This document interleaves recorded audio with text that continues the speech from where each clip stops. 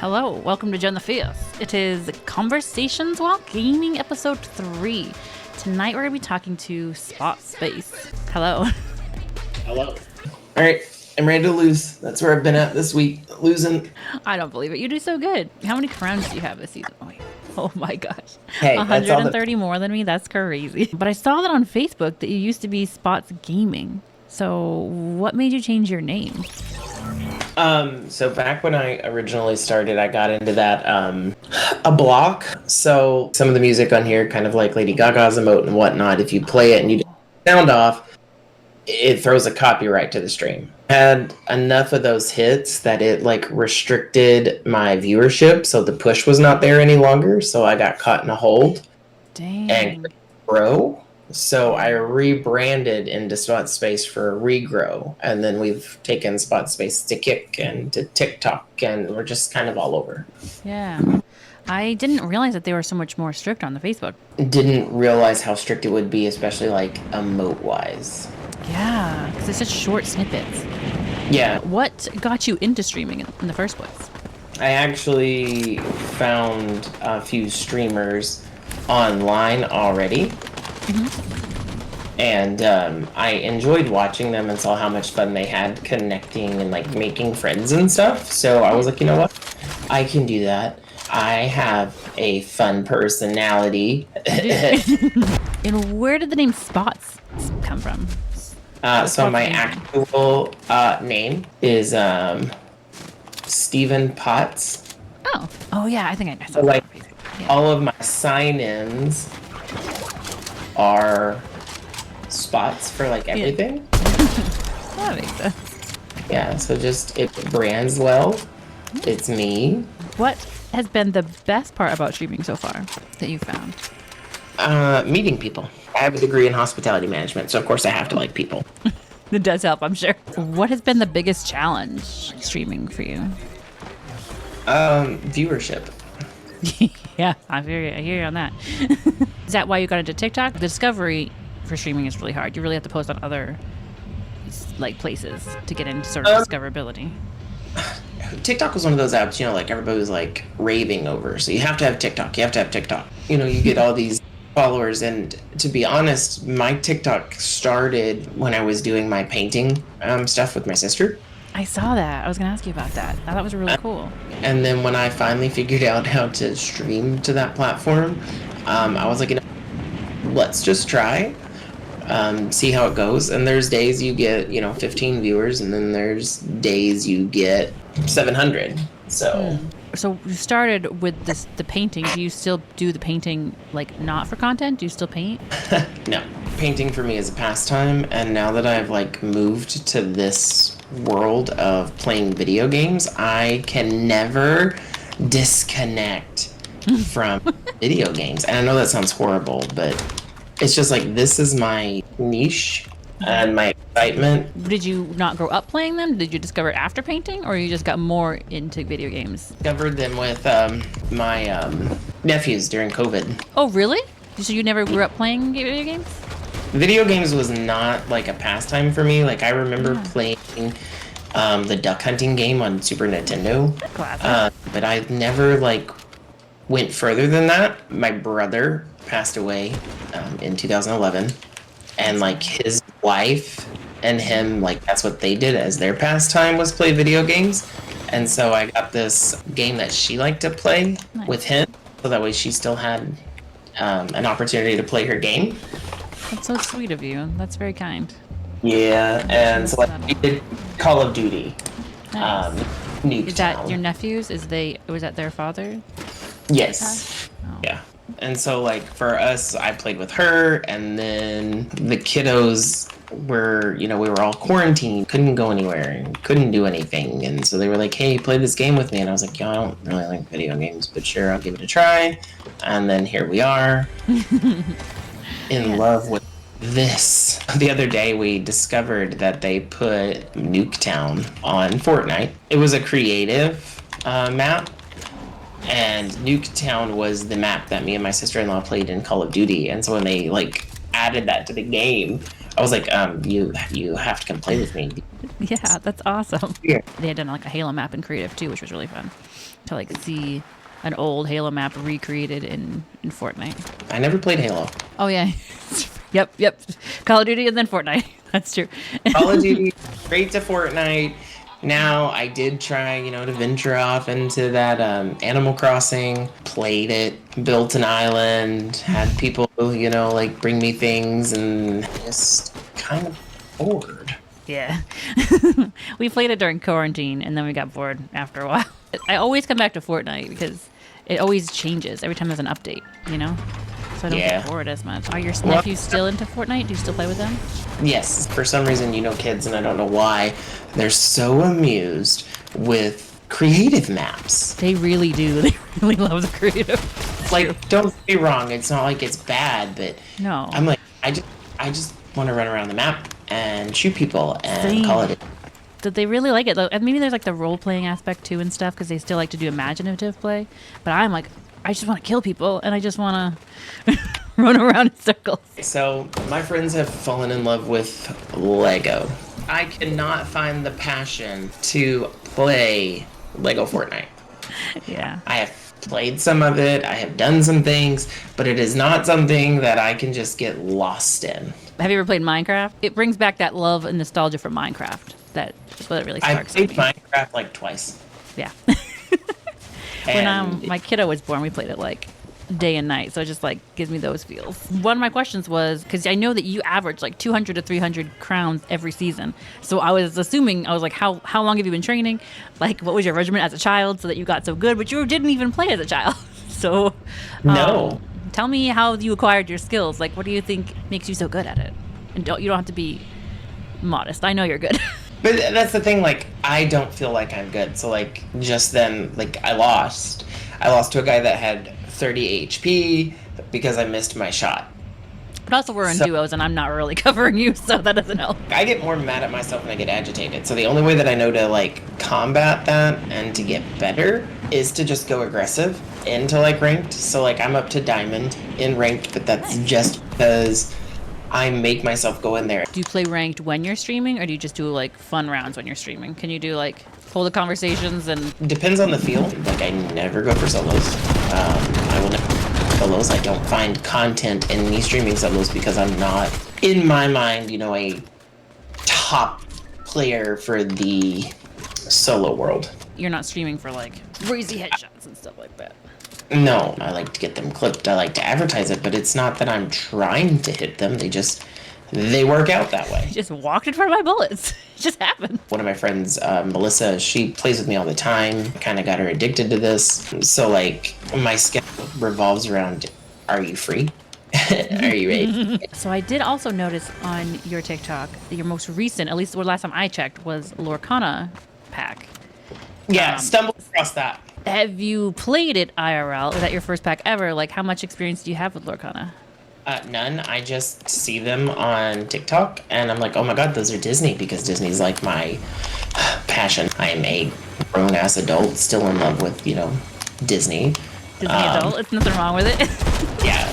But it's called Bargain Hunt, and they are these $7 bin boxes. And just so happened that there was this booster box or booster pack box or whatever in that bin, and I was that like, is such a great deal. Yeah, I'm buying it because I looked it up on like Amazon. It's like $150 for that. It is. We were saving up to get one because I want to film some TikToks opening cards, and I saw that and I was like, oh, you've got to be kidding me! That's like the deal of the century. They were also really hard to find too. Such a good deal. And so I opened them. I did get some interesting cards. I know nothing about them. I don't know if it's a good card, if it's a bad card, but I'm thrilled with it. So you said you're a Disney adult. How does that look like for you? Do you go to Disneyland a lot? Do you have collectibles? I've probably seen almost everything on, Disney Plus. I don't go to Disneyland or Disney World a lot. My actual dream job is a cruise director. Oh. But I want to be a cruise director on like the Disney cruises. Yeah. That's fun. I have this idea of like getting paid to travel, and that's kind of the option that's out there. Yeah. Am I ready to go for that? No, not at all. My family is still young, and so to like leave them and not watch them grow up because I'm stuck on a ship is not something I'm ready for. I did have Like I would go to like yard sales and stuff and buy all these Disney collectible things. And deep down, I couldn't just imagine these toys just sitting in a room. Yeah. So like I gave them to my youngest nephew. He is actually playing with them. He came over a couple weeks ago and he had the Captain Hook figure. My heart was a little upset that it was out of the box. You're like, But ugh. remember that he's a child and he wants to play with it. Now I found the it was for the Switch, and it was the old Disney games like Aladdin and Lion King and all of that, and I did play them with him. What did you think? Did you like it? Was it your first time playing them? Yes, and I loved it. I couldn't get very far. Like I know they're so freaking hard. I find like my nephew, he is 7. He loves to stream, so like he comes over, and when he I comes, think I saw. Yeah, you had him on there, right, as your special guest. yeah, he loves it. He loves the idea of playing a video game and talking to chat, and I just enjoy him having a good time. So I let him do his thing. I also saw that you did a stream with your mom. How did that go? And would you do it again? Absolutely, she would not, but I would. She doesn't do video games, and there's nothing wrong with that. The dual joysticks is really hard to get a hang of when you first start, for some people, especially older people, when they start playing video games. It was definitely not for her. She got over it really fast. I will tell you, one of the best streams that I ever had, it was a 1,000 V-Buck giveaway if you could stream snipe and kill one of my mods. That's so fun. How did that go? Were they able to do it? They did. We had somebody do it. Somebody got him. His scream was amazing, and he was just not ready, and they got him, and it was like the best thing. Oh, so the other thing I was going to ask, on your bio in Twitch, it says opening doors that will never close. What does that mean to you, that phrase? Originally, it was doors for streaming that I wouldn't shut.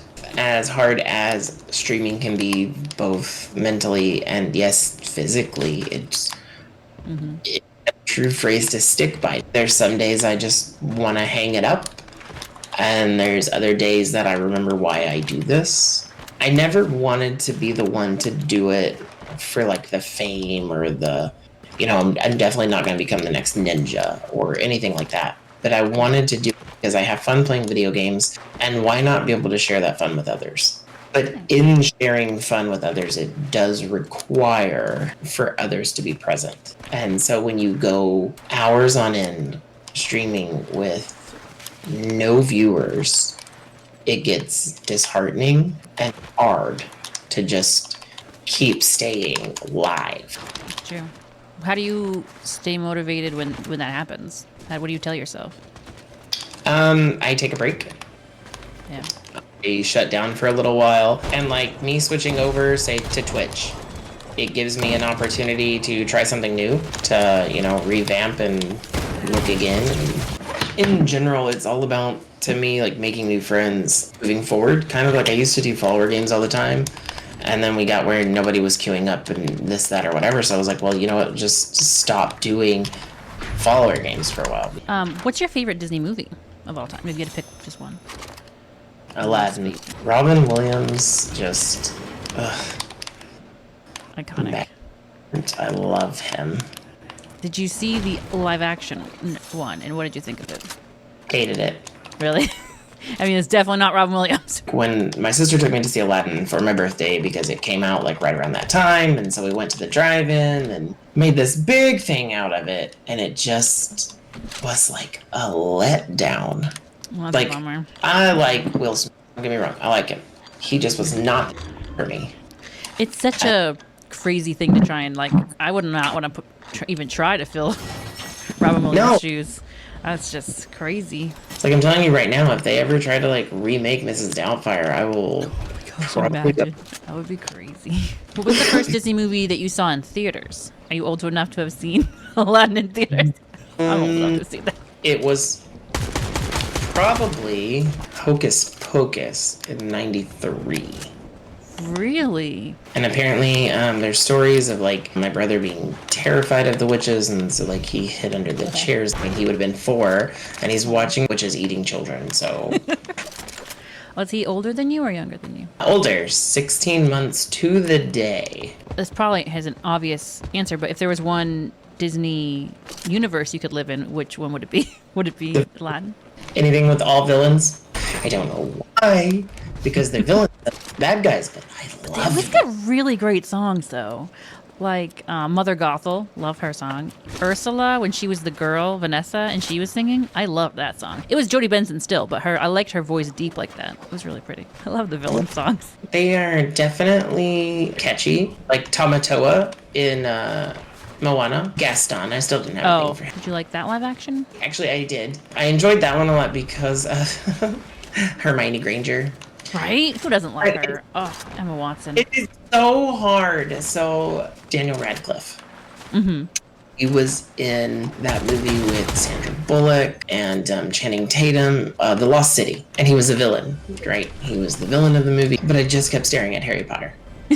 Yeah, exactly. Yeah. Same problem though was the guy who was Beast. He was in Downton Abbey, and so for him, I couldn't not see Downton Abbey guy. So it was like Hermione Granger and the guy from Downton Abbey. It was so weird. The thing to me about Beauty and the Beast was he was definitely more attractive as the Beast. Yeah, I said it. He just wasn't a good. Him. He's very British. He was also in Legion. Did you ever see that? It was No. like an X-Men show. It was like a really dark and twisted X-Men show.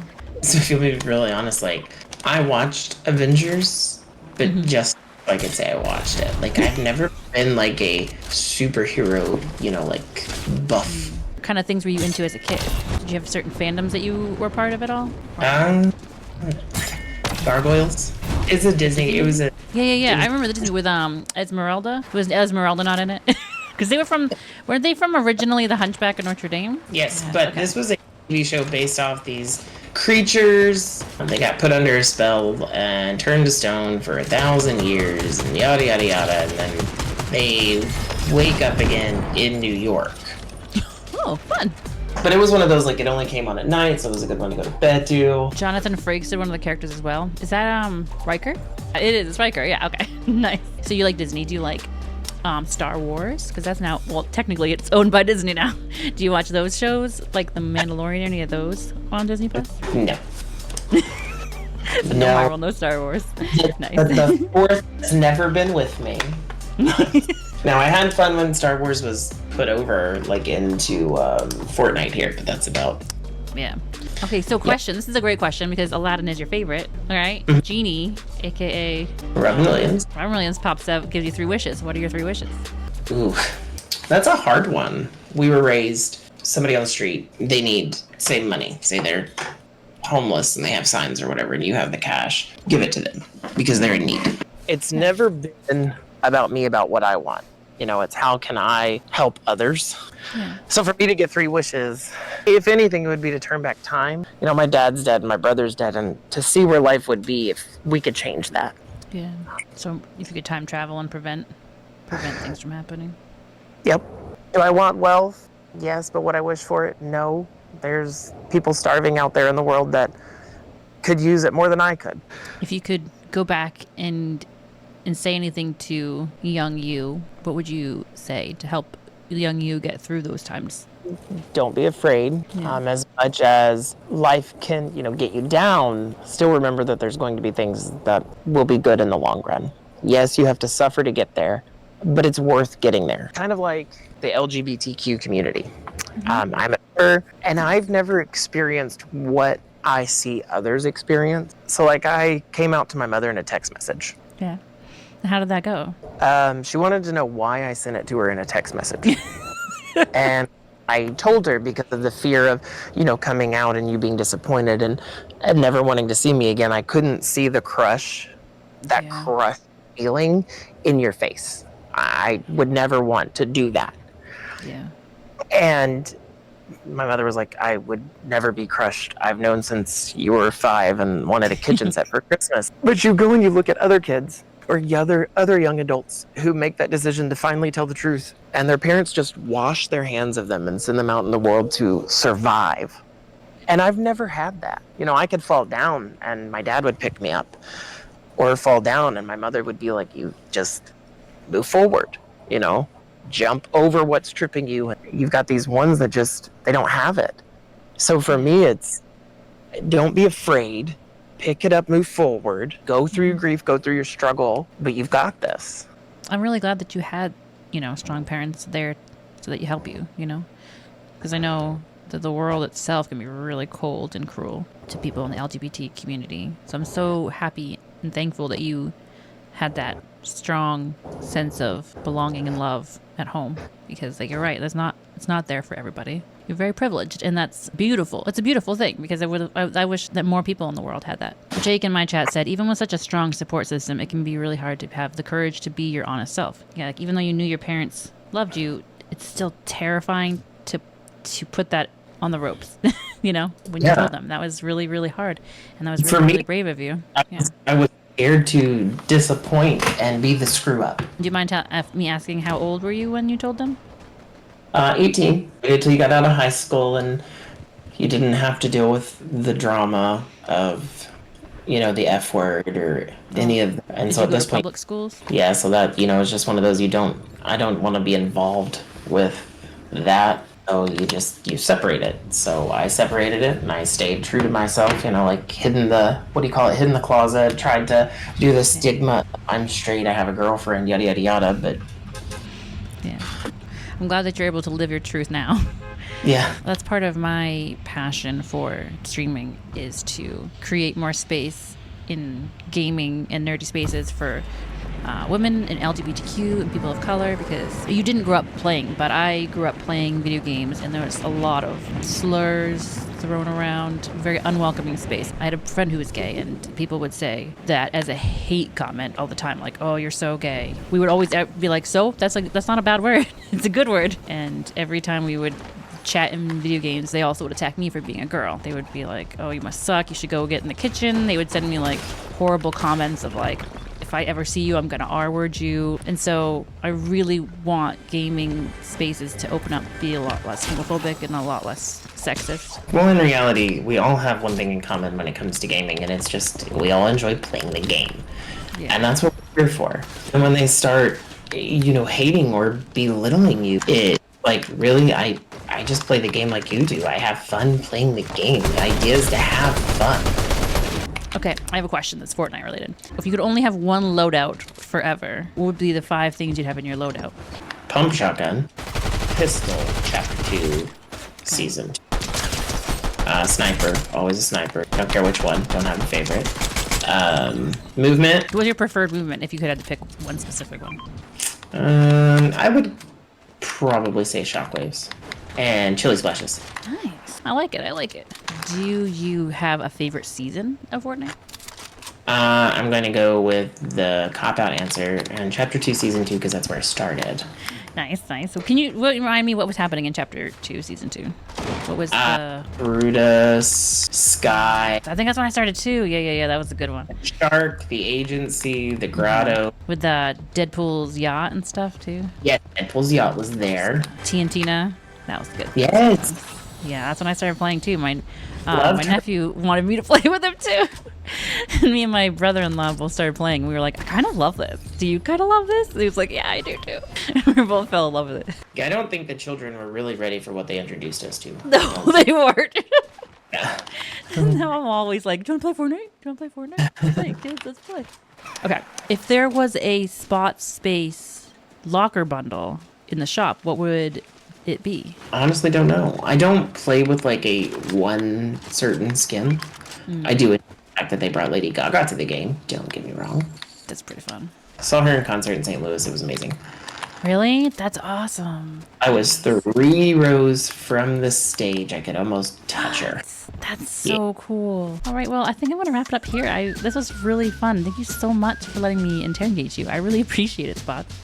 Absolutely. I'm really glad I got to know you better. I hope you guys have a good night, and I will see you around.